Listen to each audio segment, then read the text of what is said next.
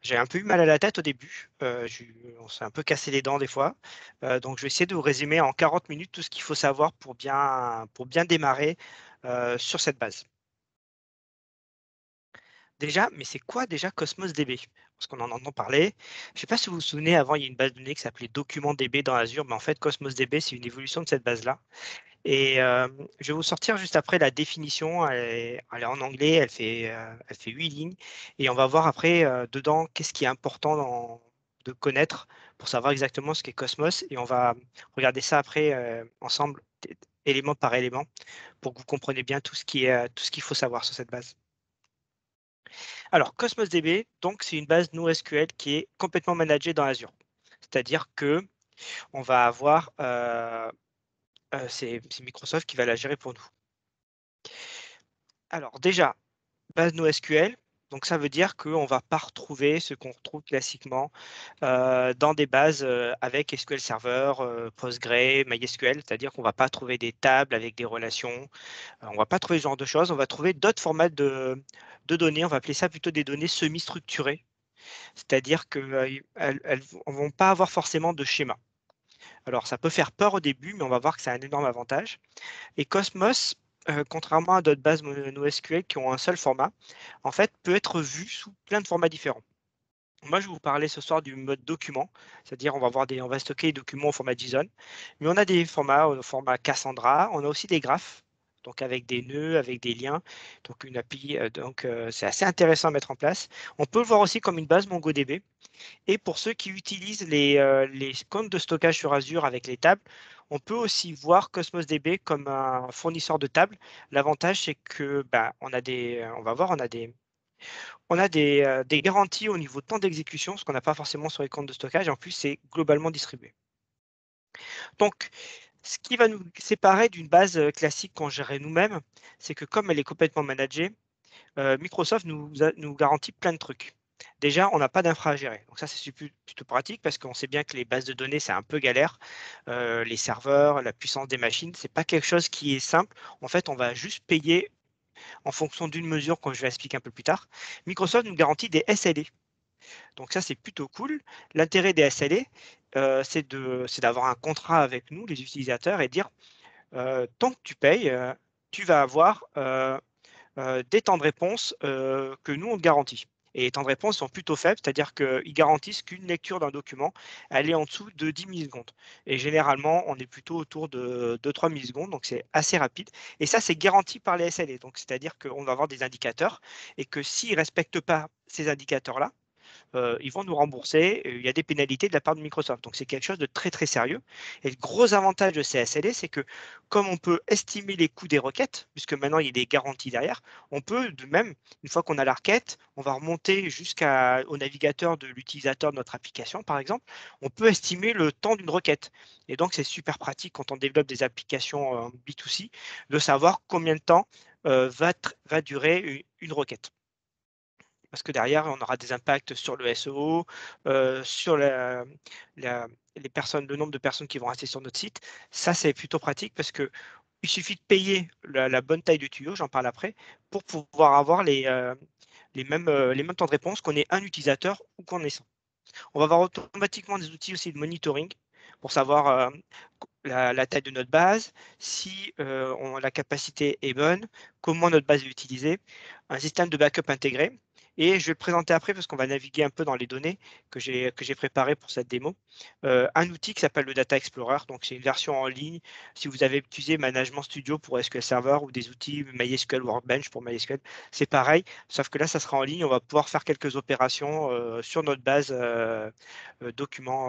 Cosmos DB. Autre avantage que ce soit totalement managé, c'est qu'on va pouvoir automatiquement scaler. C'est-à-dire, en 1 ou 2 secondes, on va faire la démo après, on va pouvoir augmenter la capacité de notre base, sans faire de tickets Jira à l'infra pour ajouter des serveurs. On a une mesure qui est liée à notre consommation et à notre coût de la base. On va pouvoir augmenter et réduire à la demande n'importe quand.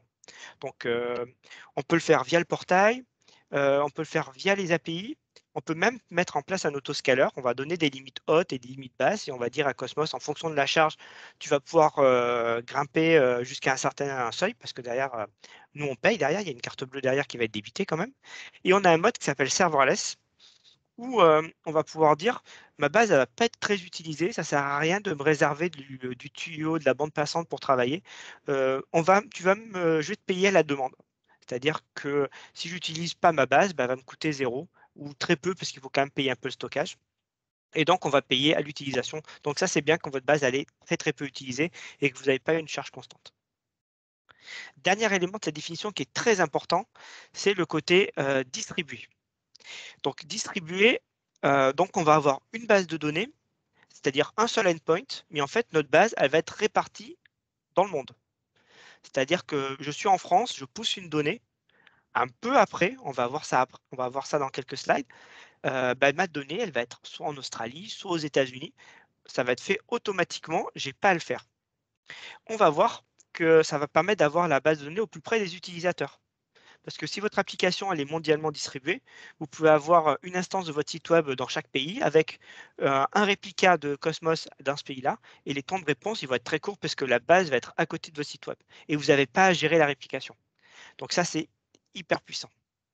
Et on va voir, il y a une notion de cohérence qui va être très pratique aussi, qui va permettre de savoir, vous savez, quand on a des bases SQL Server, la donnée est tout le temps cohérente, j'en parle juste après. On a la possibilité de relâcher un petit peu cette contrainte-là pour pouvoir faire des choses intéressantes sur ces bases. Alors, je vais faire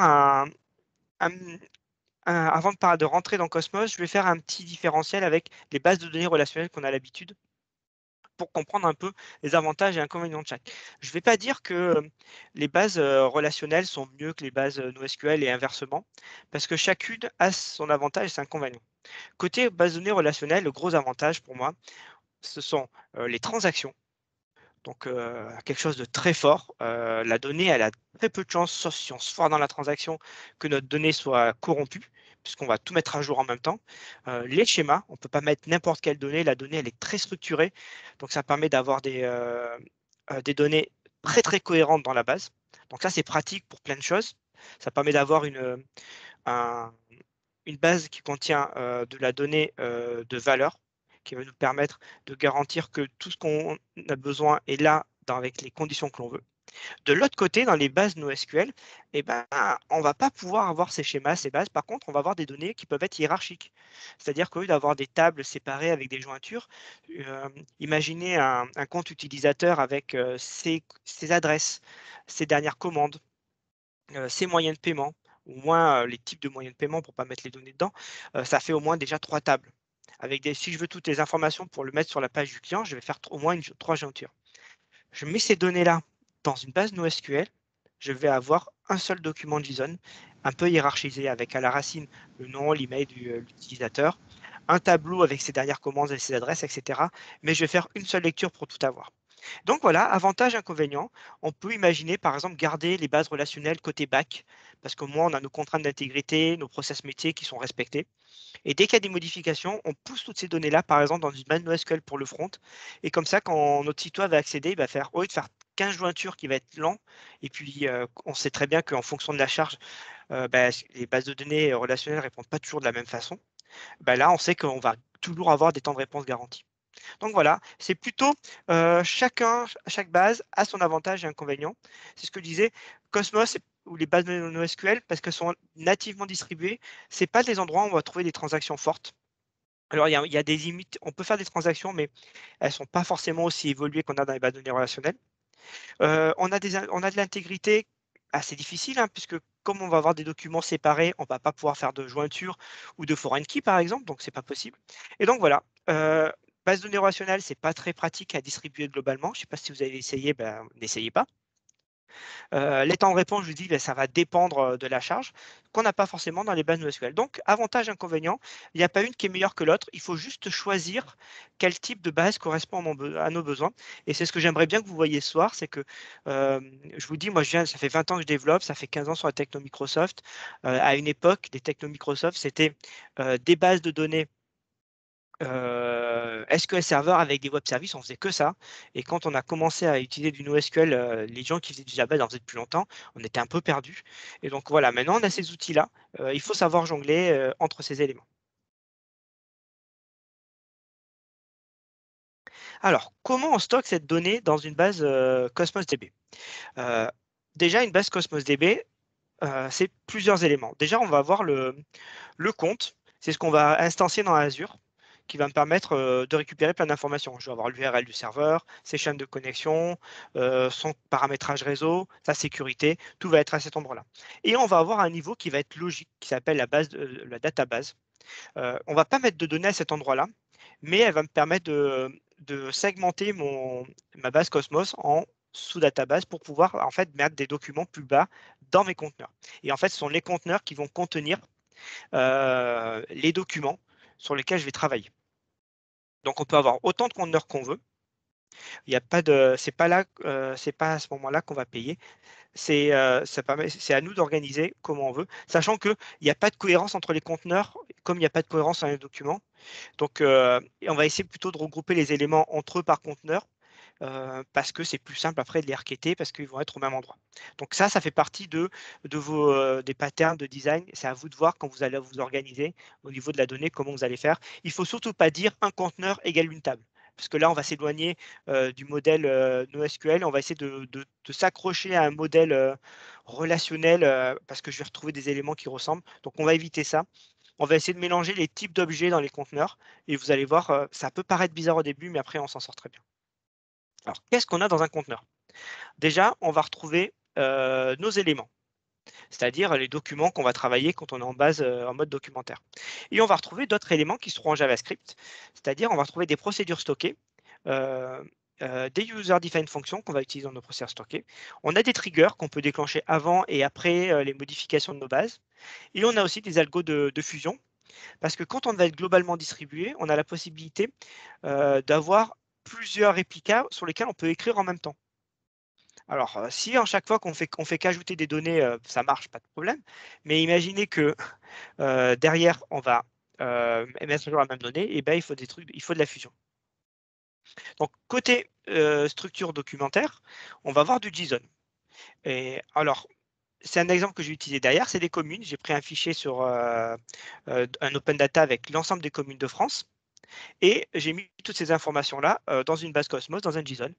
Et tous les champs en Pascal Case, c'est moi qui les ai créés, sauf le champ ID aussi parce qu'il est obligatoire. Et ensuite, je vais avoir des champs qui vont être un peu, qui sont fournis par Cosmos, qui sont automatiquement mis là et qui peuvent nous aider dans certains scénarios. Alors déjà, j'ai un ID, qui va être l'ID dans une partition. J'explique la partition après parce que c'est hyper structurant. Et on va retrouver d'autres champs. On a un ID interne, ça je laisse de côté. On a un ID global qui peut nous servir à attaquer le document directement si on a besoin. On s'en sert beaucoup dans les procédures stockées parce que c'est comme ça qu'on trouve un document. On a des notions d'e-tag. Les e-tags vont nous permettre, quand on veut mettre à jour un document, en disant voilà, je mets à jour ce document, mais il faut que l'e-tag précédent soit ça. Comme ça, si ça nous fait un peu de concurrence optimise dans la base, et on évite de mettre à jour un document si quelqu'un d'autre l'a fait un peu avant, parce que l'e-tag va changer à chaque fois que le document va être mis à jour. Et on a un timestamp qui est c'est en nombre de secondes depuis 1970, qui indique la date à laquelle le fichier a été modifié. Alors, ce n'est pas hyper précis, c'est à la seconde, mais ça nous permet de savoir quand est-ce que le document a été mis à jour, donc c'est plutôt pratique. Alors, moi, j'avais mis tout à plat pour la démo, mais on peut très bien, comme je vous disais, avoir de la hiérarchie, parce qu'on n'est pas limité à un seul niveau. Donc ça permet de structurer notre document. Et après, on va mapper ça sur des objets, et on va récupérer nos objets directement dans notre code. Alors, je vous ai montré tout sauf une information qui est hyper puissante, hyper importante parce que c'est la première chose qu'on va vous demander quand vous allez créer un conteneur, à part combien la taille du tuyau pour travailler dedans, c'est ce qu'on appelle la clé de partition. En gros, ce qu'il faut savoir, c'est que quand vous avez une base de données relationnelle classique, toutes vos données sont au même endroit. Eh bien, dans Cosmos, les données vont être réparties dans des partitions logiques. C'est les éléments qui sont en vert tout en bas, qui vont être, la donnée va être segmentée par ce qu'on appelle cette clé de partition. Et le but du jeu, quand on est dans Cosmos, c'est quand on fait des requêtes, c'est d'être toujours dans la même partition. Pourquoi? Parce que comment Cosmos DB va scaler globalement, pour pouvoir garder ses performances et être toujours disponible. Il va regrouper ses partitions logiques dans ce qu'on appelle des partitions physiques. Mais moi, je peux contrôler les conteneurs, la clé de partition. Les partitions physiques, je ne les contrôle pas. C'est Cosmos qui va rassembler les conteneurs logiques pour pouvoir rajouter des serveurs et faire que les requêtes soient le plus simples possible. Mais ce qui va se passer, c'est que si j'ai besoin de faire une requête qui est cross partition, c'est-à-dire cross partition logique, imaginez que j'ai des communes dans ma base et que ici ma clé de partition c'est la région. Si je demande toutes les communes qui commencent par A, eh ben Cosmos va faire des requêtes sur toutes les partitions logiques. Donc ça va prendre plus de temps, ça va être plus gourmand, et qui dit plus gourmand, bah, ça va me demander un tuyau plus gros. Donc c'est pour ça le jeu, la partie la plus importante dans Cosmos, ça va être le choix de cette partition, cette clé de partition, parce que c'est ça qui va conditionner la consommation, la rapidité de notre base. Et généralement, les gens disent ouais, Cosmos c'est lent, c'est parce qu'on a mal choisi la clé de partition au début. Donc en gros, les règles principales qu'on va mettre en place avec Cosmos, c'est une bonne clé de partition, c'est-à-dire qu'on va globalement taper dans toutes les partitions. Il n'y a pas une partition qui est plus importante que d'autres. En gros, on appelle ça des partitions shot parce que si tout le trafic arrive sur une partition, bah, tout va arriver sur une même partition physique. Et si vous en avez plusieurs, on va voir que le débit qu'on paye pour la base Cosmos, il va être divisé par le nombre de partitions physiques. Donc, si vous avez 4 partitions physiques, mais vous n'avez qu'une qui est utilisée, bah, les 3 autres, eh ben, vous allez en fait travailler sur un quart du débit. Donc, c'est dommage, ça veut dire que vous allez payer 4 fois pour rien. Alors, pour tout ça, on a du monitoring. Mais voilà, bien choisir cette partition logique parce que ça conditionne les temps de réponse de notre application et le coût derrière. Je vais parler du débit, qui s'appelle le throughput en Cosmos, donc débit en anglais, et on a 2 modes. Je peux réserver du débit. Le débit maximum en unité Cosmos, c'est 400 RU. 1 RU, c'est une request unit, c'est en gros, c'est 1 RU, c'est la lecture d'un fichier de 1K dans la base Cosmos. Et donc c'est par seconde, donc en gros, en minima, je peux faire 400K de lecture par seconde en Cosmos. Alors ça peut aller très vite si c'est mal organisé, c'est pas beaucoup quand on utilise très peu la base, mais ça fait quand même à peu près 25 € par mois. Donc pour des applications, si on a plusieurs bases, ça peut être compliqué. On a la possibilité de regrouper des conteneurs par la base et de payer globalement, mais ça peut vite monter quand c'est mal géré. Donc quand on a des bases comme ça qui ne sont pas utilisées, je dis on a le mode serverless qui permet de payer à la demande. Un élément qui est important, le multi-région, et on arrive bientôt à la fin des slides, on va passer à la démo. Comme ça, vous allez voir tout ça en action. On peut distribuer donc Cosmos DB globalement. Vous voyez sur la carte, chaque endroit, c'est un endroit où je peux poser un réplica de Cosmos. Ce qu'il faut savoir, c'est qu'ensuite, je vais payer en nombre de réplicas. Donc, si j'ai 3 réplicas et que j'ai 400, en fait, je vais payer 3 fois 400 RU pour travailler, parce que chaque réplica aura son throughput. Et on a plusieurs modes. Un mode d'une seule écriture, plusieurs lectures. Donc, chaque pays va lire au plus près. En fait, c'est comme un CDN finalement. On dit pas, on n'a qu'une chaîne de connexion. Et Cosmos va choisir la plus proche. On a la possibilité dans la chaîne de connexion, dans le client .NET et dans les autres clients, de choisir la région. Mais par défaut, il va prendre la plus proche, ce qui fait qu'on n'a pas besoin de configurer des chaînes de connexion dans notre appli, quel que soit le pays où on est. Donc, c'est assez pratique. Donc, bien choisir les régions sur lesquelles vous travaillez. En gros, ça va dépendre de votre application. Vous avez une application franco-française, bah, elle va être en France, ça ne sert à rien de la mettre ailleurs. Vous avez d'autres pays, vous la dupliquez. Ça se fait par le portail, par infra as code. Ça se fait très simplement. Et tout ce qu'il faut faire derrière, c'est payer le throughput que vous avez besoin. Je voulais parler d'un élément qui est important, c'est la cohérence. C'est-à-dire que quand on a des données répliquées, on s'attend, c'est pas instantané. C'est-à-dire que je suis en France, je mets à jour ma donnée. En Australie, elle ne va pas instantanément se mettre à jour là-bas. Et si j'attends de lire la donnée et qu'elle soit à jour, bah, ma donnée, elle va être bloquée. Donc, si à un moment donné, quelqu'un veut lire la donnée en Australie, eh ben, il va attendre que la donnée synchronise partout si j'ai plusieurs réplicas. Et donc, ça va avoir des impacts sur la disponibilité et les temps de réponse de mon application. Donc, pour cela, Cosmos nous fournit plusieurs modèles de cohérence en fonction de l'utilisation de notre donnée. Et donc, on a 5 niveaux de cohérence et c'est à nous de choisir la cohérence qui correspond au type d'application que l'on veut. Et je vais les passer une par une et vous allez voir, elles vont généralement dépendre du type d'application qu'on veut utiliser. Alors, par défaut, on peut spécifier une cohérence dans Cosmos et sinon, à la demande, par connexion, on peut choisir une cohérence, même à la requête, pour pouvoir avoir des cohérences spécifiques à ce moment-là. Premier niveau de cohérence, la plus forte. Donc ça, j'ai tiré les gifs de la base de la doc de Microsoft et parce qu'ils sont vraiment très clairs. Donc vous les retrouverez aussi dans la doc. En gros, quand je suis en strong consistency, quand quelqu'un écrit quelque part, donc on voit que j'ai deux utilisateurs, un vert et un gris, bah, les autres personnes vont voir exactement la même chose au même moment. Donc on ira toujours lire, dès qu'il y a une donnée qui est mise à jour, la version la plus récente et dans le bon ordre. C'est-à-dire que si mes données sont mises en rouge, bleu, violet, je les lirai toujours dans cet ordre-là en même temps. Donc ça, c'est parfait quand on a un peu peur en disant j'aime pas que ma donnée soit pas cohérente, je ne sais pas ce qui va se passer. Ça marche, mais c'est pas là où on aura les meilleures latences parce qu'on va devoir attendre que tout se réplique. Ça veut dire, du coup, excuse-moi Michel, que lorsque on écrit à un endroit, il y a en même temps des instructions qui sont faites pour que ça s'écrive Ah, également dans les ah, autres. exactement. Ouais, ok. Alors, si c'est bien, mais on n'a pas forcément besoin d'être à la milliseconde près. On a une version, le body stainless, où on a droit à un décalage. On a droit à un décalage de 100 versions d'un document ou un maximum de 5 secondes. Et on garantit toujours l'ordre. Donc, si je mets à jour en France, je sais que 5 secondes plus tard, au max, ma donnée sera cohérente en Australie. Sachant que quand Cosmos vous donne, quand vous mettez des réplicas, Cosmos donne à peu près le temps de réplication. Entre France et Australie, le portail me disait que c'était autour de 200 millisecondes. Donc, c'est pas beaucoup, hein.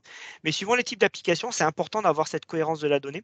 Donc là, on a un décalage maximum de 5 secondes ou de 100 versions. Ensuite, ça c'est la version la plus utilisée. Ça se rapproche un peu de ce qu'on a avec les transactions en mode SQL Server. On a le mode session. En gros, quand je suis dans la même session, on voit la session A, c'est les 3 lignes. Quel que soit le pays, la région sur laquelle je vais lire, je vais voir exactement les mêmes choses. Par contre, à l'extérieur, il voit les choses dans n'importe quel ordre et arriver à n'importe quel moment. Donc moi, je me garantis que si je mets à jour des données dans ma session, si j'écris des données et que je les relis dans la même session, je vais les retrouver. Je ne vais pas avoir de mauvaises surprises. Parce qu'on peut très bien, on va voir après des modes où je vais lire une donnée, je la relis derrière, ben, je n'ai pas la même valeur. J'ai peut-être même une version plus ancienne si je change de région. Donc la session, c'est le mode le plus rassurant et le moins contraignant par rapport aux deux précédents. Et c'est celui qu'on utilise le plus. Alors ensuite, on va être de moins en moins cohérent. Alors, on a le consistant préfixe. Tout ce qui nous garantit, c'est l'ordre de lecture. Il ne va pas nous garantir le temps de la donnée. C'est-à-dire que je ne sais pas quand la donnée va arriver, mais elle va arriver dans l'ordre. Alors ça, ça peut être suffisant. Imaginez que vous faites une application de chat. Si les messages ils arrivent dans le désordre, c'est un peu gênant. S'ils n'arrivent pas tous en même temps, personne ne va aller faire des captures d'écran de deux PC en même temps pour vérifier à quel moment les messages arrivent. Chacun a sa vérité, c'est ce qu'il voit sur son poste. Donc, on ne va jamais les comparer à ce que le copain voit la donnée dans la même seconde que nous. Donc, pour ce genre d'appli, le consistance préfixe, ça marche très bien parce que les données arrivent dans le même ordre, mais pas en même temps. Donc, ça permet des temps de réponse assez rapides sans avoir d'une forte cohérence. Et ensuite, alors là, c'est aucune cohérence. Les données, à un moment donné, d'où le éventuel, elles vont être cohérentes. S'il n'y a plus rien qui est modifié, à un moment donné, tous les réplicas vont arriver au même état, mais aucun ordre est garanti. Alors, c'est la latence la plus faible parce que les données, elles se répliquent à la vitesse où c'est possible, mais sans forcément arriver dans le même ordre et sans garantir le temps. Alors, elles arrivent à un moment donné à synchroniser. On parle de millisecondes, hein. On est d'accord, on ne va pas dire c'est pas 10 minutes. Donc, c'est pour ça, choisissez bien. Ça, par exemple, si vous écrivez des logs dans vos applications, imaginez vous avez des dispositifs avec de l'IoT qui vont écrire des logs, ils font que ajouter de la donnée. L'ordre n'est pas important. Ce qui est important, c'est que la donnée soit là. Éventuel, c'est le mieux parce que c'est ce qui va répondre le plus vite. Vous n'avez pas besoin de l'ordre.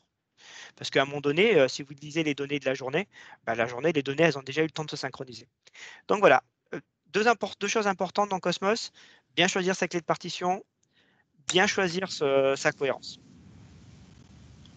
Est-ce que la cohérence a une incidence sur le coût? Elle peut avoir une incidence sur le coût. Je ne me rappelle plus. Je pense que...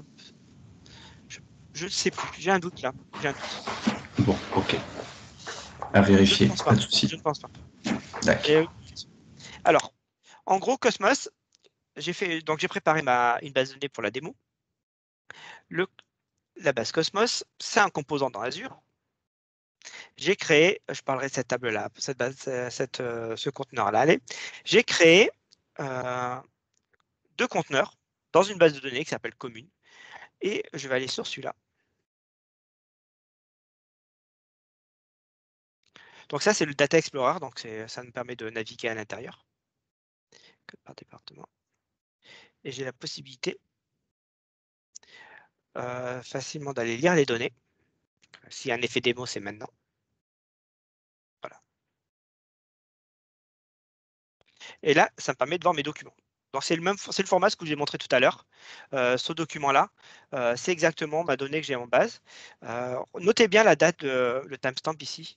Je vais juste la modifier. Hop. Automatiquement, il est changé. Le e-tag aussi a changé. Et ça me permet, comme ça, de savoir si ma donnée est à jour ou pas. Donc, je peux, dans le portail, modifier. J'ai même la possibilité. Je vais garder, hop, code département, je vais le garder. Je vais créer une requête SQL.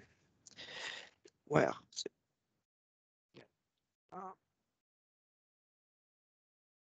et je vais récupérer tous ceux qui sont dans le document, sont dans le code département 1. Donc, ça me permet de faire des requêtes.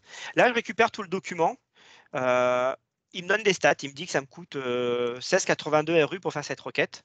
J'ai la possibilité, si je ne veux pas tout, si j'ai besoin juste du nom commune, je vais faire C. De récupérer ce qui m'intéresse. Et ça me coûte un peu moins cher. Donc, on peut aussi gagner de la bande passante en filtrant les données qui nous intéressent, puisque c'est la lecture de ça qui fait le boulot. Alors, à quel moment je vais payer ma base? Je disais je paye au niveau du throughput, et moi je l'ai mis au niveau de ma base de données, et j'ai dit que par défaut, c'est 400 RU par seconde. Alors 400 RU par seconde, sur une région, ça me fait à peu près ce centime-là par RU, et ça me coûte à peu près 23 €. Alors, ce que j'ai fait pour voir un peu comment fonctionne Cosmos, je vais essayer de taper dans cette limite des 400, parce que imaginons que je vais mettre beaucoup de données, qu'est-ce qui va se passer? Cosmos, lui, je le paye pour 400 RU. Donc, j'ai un programme ici qui permet de remplir ma base. Donc, je vais chercher mes données dans ma chaîne de connexion. Je vais chercher mes données il est où? Dans un CSV ici, dans un CSV qui est là, qui contient toutes les villes.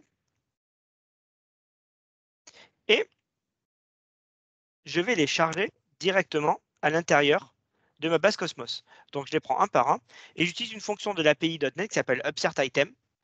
Et l'UpSert va dire, si le document il existe, je vais le mettre à jour. S'il n'existe pas, je vais l'insérer. Donc, c'est assez pratique pour ce genre d'algo. Et je vais faire quelques trucs au passage. Tous les 100, je vais afficher combien de RU ça m'a coûté et combien de temps ça m'a pris. Donc, je vais le lancer une fois.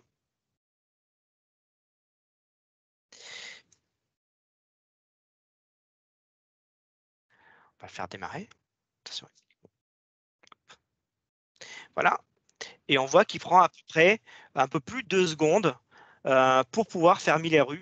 Ça fait à peu près le 400 RU que j'avais défini dans ma base. Donc là, on est plutôt bien dans la limite. Il ne me laisse pas faire beaucoup plus que ça. Donc, c'est plutôt bien. Et je vais en lancer d'autres derrière.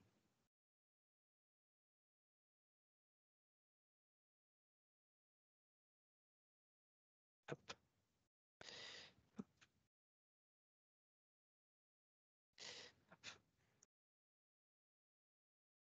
Hop.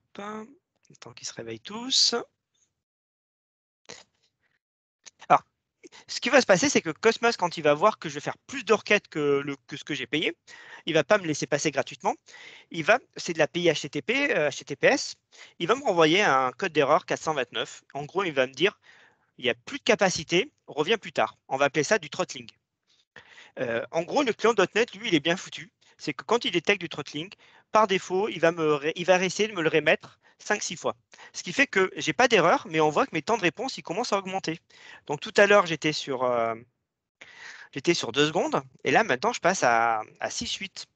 Parce que bah, il va falloir partager mon débit sur ces 3 applications, alors qu'une déjà faisait tout le boulot, prenait tout le tuyau. Donc on va dire, là, je tape dans ma limite. Donc, je vais aller directement ici, je vais le mettre à côté pour qu'on voit bien que ça va être assez rapide. Comme ça, quand je vous ai dit que c'est instantané, c'est vraiment, ça se joue à la seconde. Je vais passer à 4000 pour quelques secondes.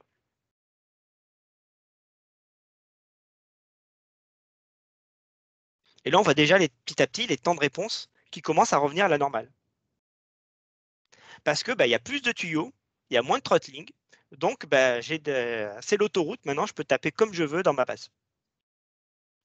Et donc ça, c'est hyper puissant parce qu'imaginez, vous avez une appli. Vous faites une base d'une appli avec du SQL Server. On va vous dire, mon appli, c'est un site de e-commerce. Les gens, le jour du Black Friday ou le vendredi matin, quand j'ai des soldes, ils vont être 2000 dessus. Il faut tant de serveurs. Ben, vous allez payer toute l'année sur ce serveur-là. Avec Cosmos, ben, la nuit, quand il n'y a personne, les jours de la semaine où c'est tranquille, ou que vous savez que votre appli n'est pas utilisée, eh ben, vous baissez la consommation et vous l'augmentez quand c'est nécessaire. Et j'aurais pu utiliser l'autoscaling pour qu'il le fasse automatiquement. Mais là, je l'ai fait pour la démo. Je vais repasser à 400. On va voir ce qui se passe. Donc, ça me permet. Là, j'ai pu limiter un goulot d'étranglement. Et en fait, pendant quelques secondes, j'ai payé 4000 RU. Mais voilà, si on regarde, voilà comment ça m'a coûté de gérer ça. Ça m'a moins coûté de le faire que si je l'avais géré complètement euh, sur tout le mois, par exemple. Parce que ça m'aurait coûté 10 fois plus cher. Donc ça, c'est quelque chose qui est hyper puissant dans ce moteur-là, c'est que on n'a qu'une seule mesure. On n'a pas à calculer, à jouer avec les cœurs, la RAM. On a le tuyau et le tuyau nous garantit le temps de réponse. Ah bah là, il a trop réessayé. Donc là, il est parti en. Ah non, c'est bon. Il a envoyé des données à la fin. Non, il a craché là. Il a trop attendu. Voilà, trop too many requests. Code 429 et il n'a pas réussi à traiter le message en temps parce qu'il y avait trop de demandes sur la base. Donc je vais les arrêter une par une. Hop, pour passer à autre chose. Donc voilà, très important le throughput. Joue avec ça. Moi, j'avais une appli où c'était des gens qui se déplaçaient sur des chantiers. Ils se connectaient le matin, le soir, sur la pause déjeuner quand ils n'étaient pas sur le chantier. Et la nuit, j'avais de la synchro avec SAP, donc on pouvait booster la base à ce moment-là. Et après, bah, ça coûtait moins cher. Donc, n'oubliez pas de jouer avec le throughput parce que c'est ça qui coûte cher et donc il faut choisir le bon modèle. Comment je mets mes données à jour dans ma base? Je vous ai dit, c'est des bases documentaires.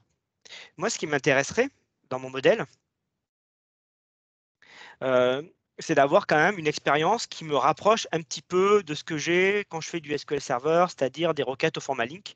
Alors, on a tout à fait la possibilité de faire ça. Parce que je vous ai montré, on peut faire des requêtes SQL dans le portail, mais donc on a la possibilité de les transformer directement à partir du code .NET. Mais ça, ce n'est pas le Cosmos lui-même, c'est le SDK. Donc là, par exemple, j'ai fait une requête. Je lui demande, donne-moi les requêtes, crée-moi une requête link sur les villes de ma base. D'ailleurs, je ne vous ai pas montré l'objet.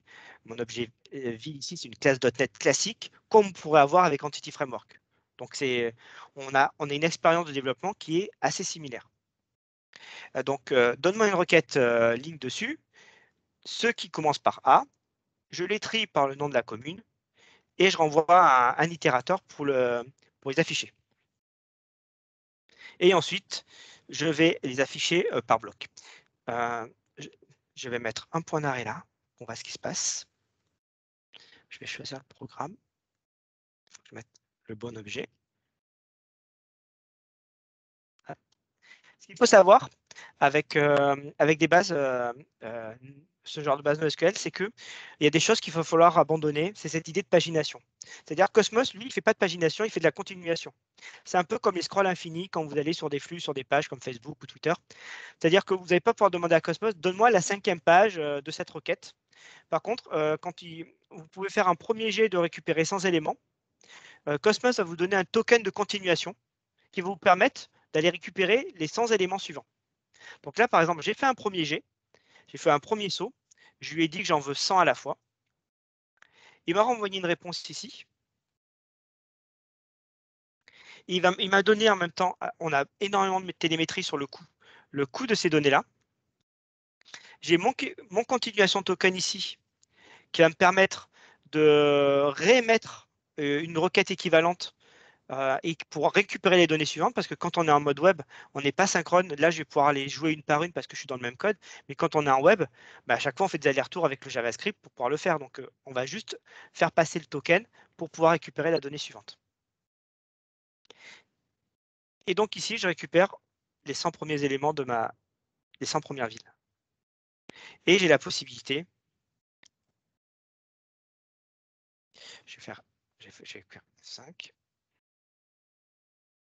Je vais afficher la console ici. Donc j'avance 100 par 100. Hop. Donc voilà, à chaque fois, il m'affiche le coût. Les afficher. Il va me mettre jusqu'au bout. Donc voilà, faites attention quand vous faites des requêtes, si vous faites des designs applicatifs, laissez tomber la pagination. Ce n'est pas quelque chose qu'on retrouve dans des applis un peu modernes. On va plutôt avoir de la continuation. On peut faire du scroll infini, les utilisateurs aiment bien ça. Et ça permet d'avoir des applications un peu plus réactives. Donc là, j'ai montré comment requêter, on a vu comment insérer. Dernier élément que je vais vous montrer, la possibilité de mettre à jour les documents. Donc ce que je voulais faire, c'est que quand j'ai inséré ma donnée, j'ai mis un code postal au format entier. Je ne sais pas si vous avez fait attention. Ma donnée, ici, je reprends mon entrée, mon code postal, ici. Ce n'est pas le format d'un code postal classique. Un code postal, il a à peu près nos 5 chiffres. Et donc, je voudrais rajouter un élément dedans. Si j'avais été en SQL Server, il faudrait que je fasse une alter de la table, que je rajoute une nouvelle colonne avec un code postal au format chaîne. L'intérêt, c'est qu'avec des bases comme NoSQL comme Cosmos, c'est qu'il n'y a pas de schéma. Et donc, je vais directement rajouter un nouvel élément. Hop, il est où? Hop, ah oui, j'ai créé un nouvel objet qui étend ma ville, mais avec un code postal, j'ai appelé normalisé, c'est-à-dire au format 5 chefs. Et donc, ce que je vais faire, c'est que dans mon application, je vais récupérer, je vais faire le même type de boucle que je vous ai montré il y a quelques instants. Je vais récupérer euh, une ville, ici. Donc, le champ, il va être vide puisqu'il n'existe pas encore. Donc, Cosmos, il ne va rien me dire parce que la colonne n'existe pas. Je vais le mettre à jour et je vais pousser la valeur dans ma base. Donc, je vais mettre un point d'arrêt ici.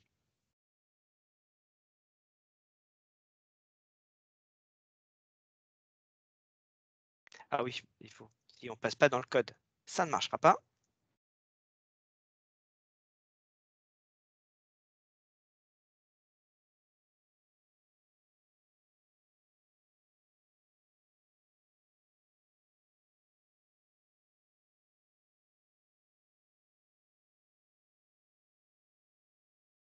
Allez, ah, c'est bon, il démarre. On y est, on ne l'a pas encore mis à jour. La ville, c'est code commune 1, c'est la première de toute façon. Voilà, je vais l'afficher dans le portail ici. Comme ça, on l'a. C'est ici. C'est celle-là. Donc pour l'instant, je n'ai pas mis à jour, donc elle est là. Hop. Je vais faire un observe. Comme tout à l'heure, hein, je mets à jour, je ne m'embête pas. Hop, il est là. Je vais juste rafraîchir la page. Ah, il faut le faire. Pas être un peu plus violent.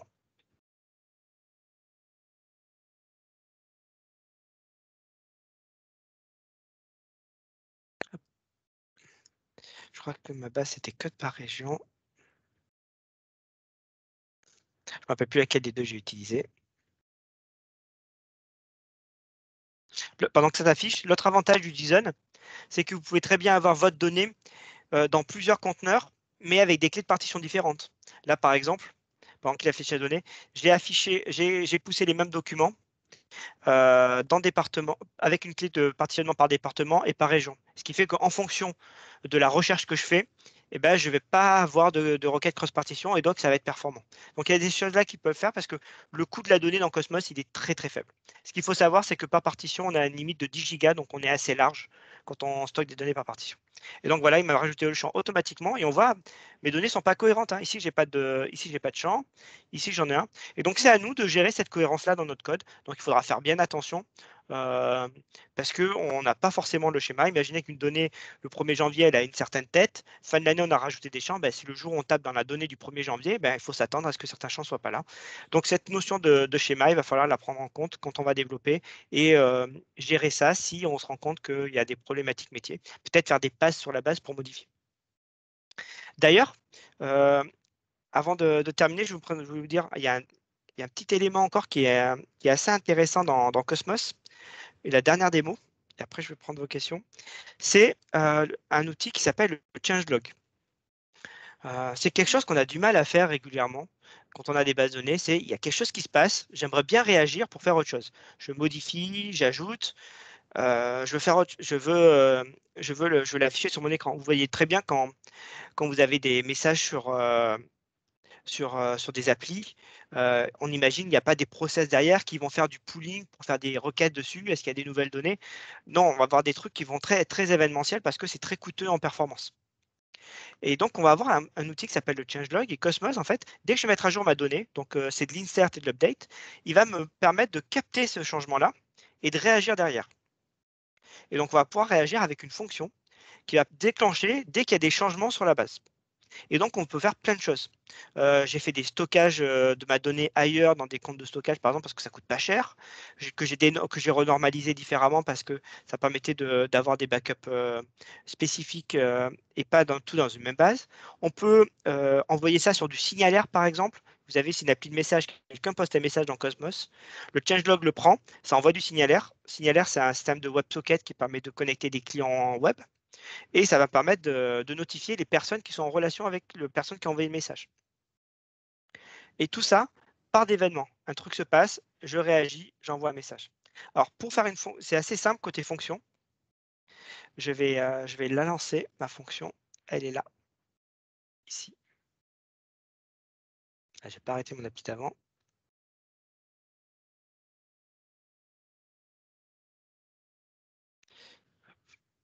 Ah, c'est bon, j'avance.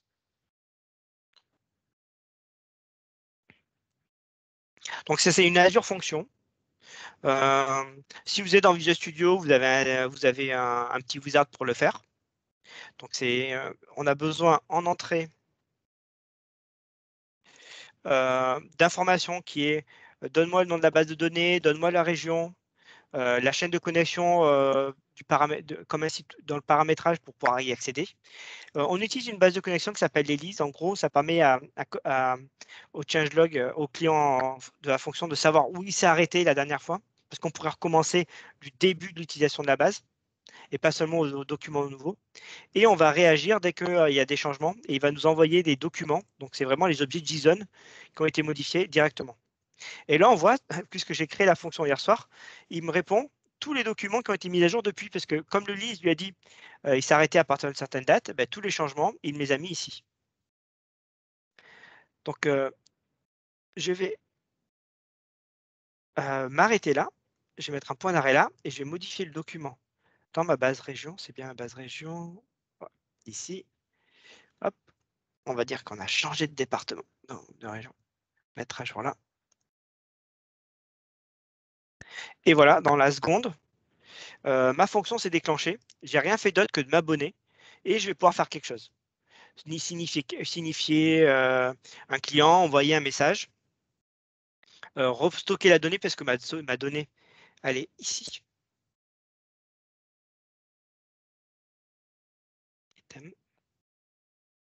Donc là, j'ai vraiment le document en entier. Donc, je peux directement travailler dessus.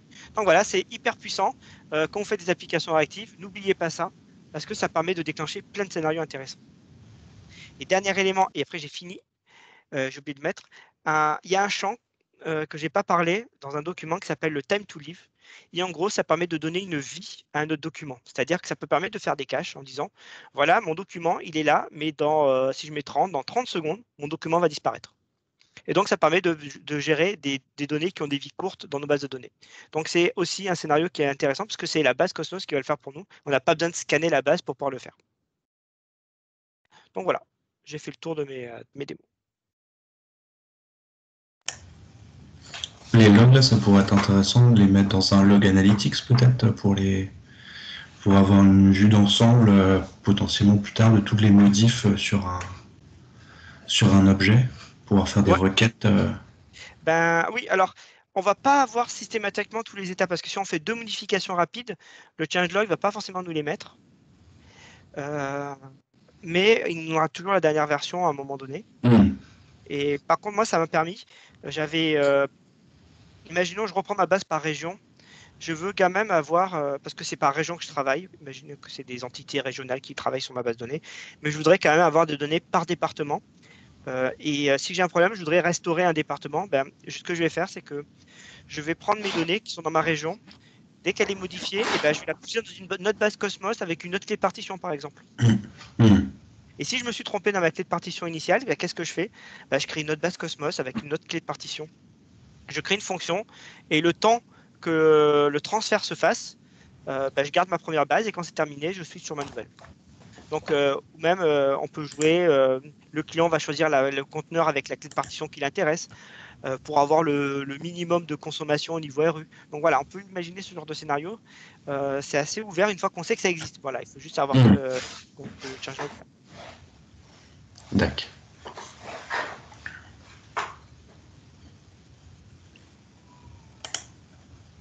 Je n'ai pas regardé s'il y avait des questions dans la conversation. Non, pas de questions dans le chat. Moi j'ai une question, c'est la principale problématique, je pense, par rapport à ce genre de service, c'est tout simplement comment choisir quand est-ce que je m'oriente vers une base de données NoSQL et quand est-ce que je m'oriente vers une base relationnelle standard. Est-ce qu'il y a des patterns pour s'orienter vers la bonne solution? Qu'est-ce que tu en penses? Pour moi, ça va dépendre de l'usage. Je trouve que les bases relationnelles, elles sont plutôt faites quand il y a beaucoup de lectures, où l'intégrité elle est importante. Et par contre, quand il y a que beaucoup de lectures et très peu d'écriture, je prends par exemple un site marchand avec un catalogue, on va plutôt peut-être s'orienter vers les bases NoSQL parce que on va pouvoir, en fait, en mettant la base au format hiérarchique, on va un petit peu pré-mâcher le boulot du site web.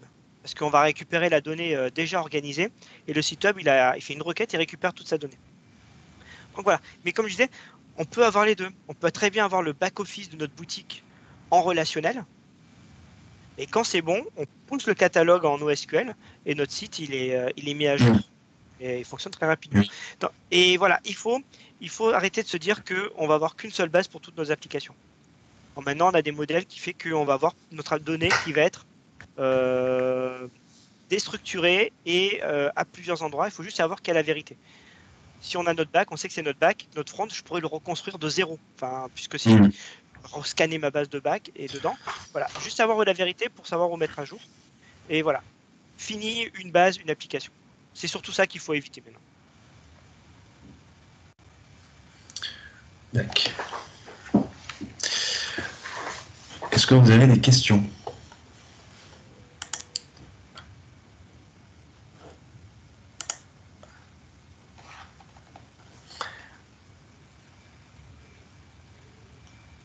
Non, pas de questions. Ça a fait réfléchir. Tu as été clair. Peut-être qu'ils ont annoncé quelque chose. Jean Castex a annoncé quelque chose qui a fait peur à tout le monde. A priori, non. Ok. Vous avez bien fait de dire, vous n'avez rien appris à côté.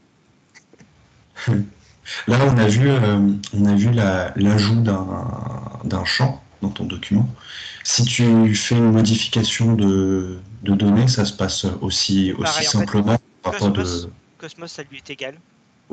Du moment qu'il y a des champs importants, c'est-à-dire l'ID, la clé de partition, euh, les champs système que j'ai montré sur un underscore, on ne peut pas les enlever. Mais du moment Ouais, qu'il y a l'ID, la clé de partition, on peut tout supprimer. ok, Il va ok. rien dire. Il va rien dire de toute Après, façon.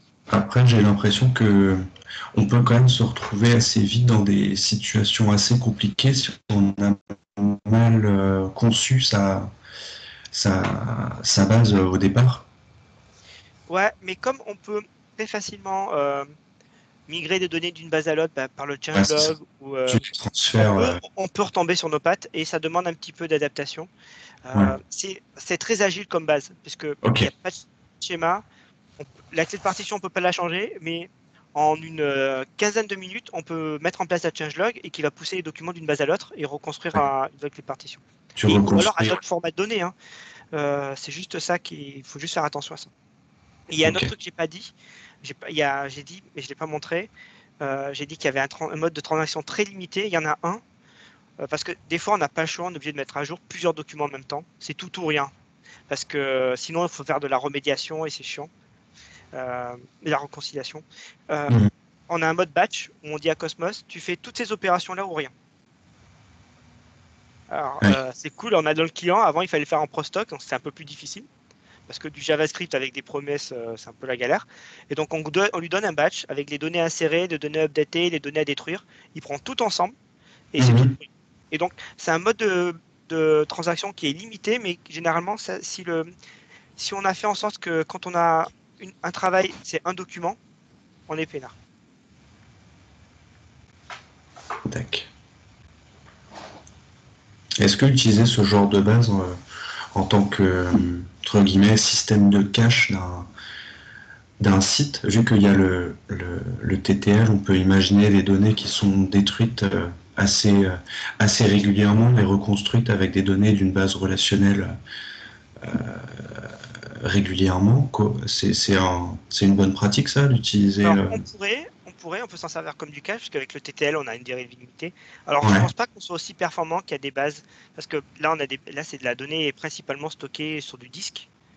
Quand on regarde des bases comme Redis, qui la donnée est principalement en mémoire, on a des temps de réponse qui sont quand même Mm. beaucoup plus petits. Mm. Euh, on n'est pas dans la même cour. Mais on pourrait très bien stocker les données comme du cache. Si vous avez déjà une base Cosmos et que vous n'êtes pas à la milliseconde près, Mm. et que vous en servez déjà, vous pouvez vous en servir comme du cache sans avoir à payer à côté une base Redis. Ça serait dommage. Vous avez du tuyau, utilisez-le sans avoir forcément à utiliser quelque chose à cocher. Et si vous avez bien fait, vous avez une interface de cache qui permet de passer de l'un à l'autre. Ouais, ok. Le but, c'est de réduire la conso. C'est de consommer malin. C'est ça. Ah, c'est sûr. Bah, en tout cas, nous, ce qu'on voit, c'est que vu que c'est vachement élastique, ce que tu as montré tout à l'heure en termes de RU, on voit que on peut s'adapter vachement facilement aux besoins. Exactement. Et ça c'est super, quoi. Alors, je n'ai pas montré les métriques. Je vais les montrer. Je change. Hop, quelque part, parce que j'ai mis des données. Voilà, ça c'était le pic de tout à l'heure quand j'ai inséré mes données. Donc, on voit l'insertion.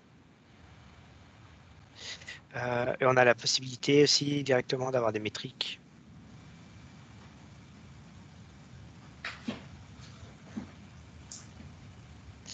Hop. Ah, tu as une intégration avec Azure Monitor, en fait, Ah oui, nativement. ouais, Ouais. directement. Alors, on va pas parce que j'ai pas créé de document, mais là, il y avait un autre élément qui m'intéressait. Hop. Non, c'est pas ça. Donc là, c'est la consistance par défaut et les modes session. Euh, Derrière, il y a une théorie mathématique derrière les schémas de cohérence de Cosmos. Et il y a même un indicateur de statistiques qui vous dit à peu près à quel pourcentage de chance d'être en fait en strong consistency si Mhm. vous n'y êtes pas, Ah oui. en fonction de la façon de la base de données utilisée. Et donc, il y a beaucoup de littérature sur ça, c'est très intéressant. Derrière, ils peuvent garantir des SLA parce qu'il y a une théorie mathématique qu'ils ont appliquée sur ces différents modèles. pas le schéma que je voulais retrouver.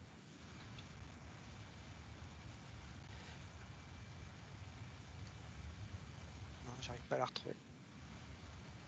Là, le SLA, du coup, il est de combien quand on déploie son instance comme ça? Par défaut, bah, c'est 10 millisecondes. Lecture 10 millisecondes. Et normalement, on a un indicateur, je ne le retrouve pas, qui permet de vérifier que la donnée est bien. On a bien respecté ça. Je l'ai retrouvé la dernière fois, mais il change souvent les interfaces et j'arrive plus à en trouver.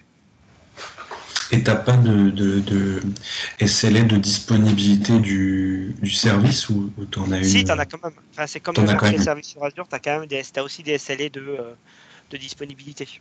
D'accord. Ok.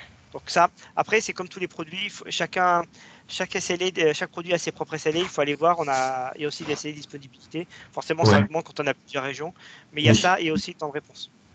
Ouais, d'accord. C'est dans, Ok. Ça ouais, juste, marche. j'essaie de le retrouver quand même. Voilà, c'est ça. Hop, ça c'est les méthodes classiques. Voilà. Là, on voit le pic de tout à l'heure, c'est le throttling. On voit que j'ai fait des requêtes qui ont dépassé la capacité. Ouais. Un dernier truc que je n'avais pas dit, automatiquement, Cosmos indexe les données. Donc, on n'a pas à choisir les index qu'on pourrait faire dans la base relationnelle. Euh, Ouais. Il y a des choses qu'on ne peut pas faire par défaut, par exemple de double order by sur 2 colonnes. Par contre, on peut rajouter des index pour ces double order by. Donc, l'index augmente la taille de la base, la taille augmente la consommation puisqu'on paye de stockage. Mais voilà, il faut quand même, il faut connaître sa donnée quand on la stocke. Ouais, je comprends.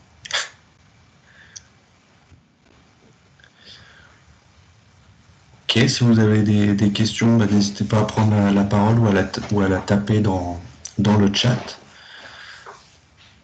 Mais merci en tout cas, Michel, pour cette présentation. De rien. Non, bon, je ne crois pas qu'il y ait Non. de questions supplémentaires. Super. Super. Bon, bah en tout cas, merci à tous d'avoir participé à cette session. Merci encore, Michel. C'était super intéressant. Très belle présentation. Et Merci. puis, bah, je vous souhaite une bonne soirée à tous et à la prochaine. Bonne soirée. Salut!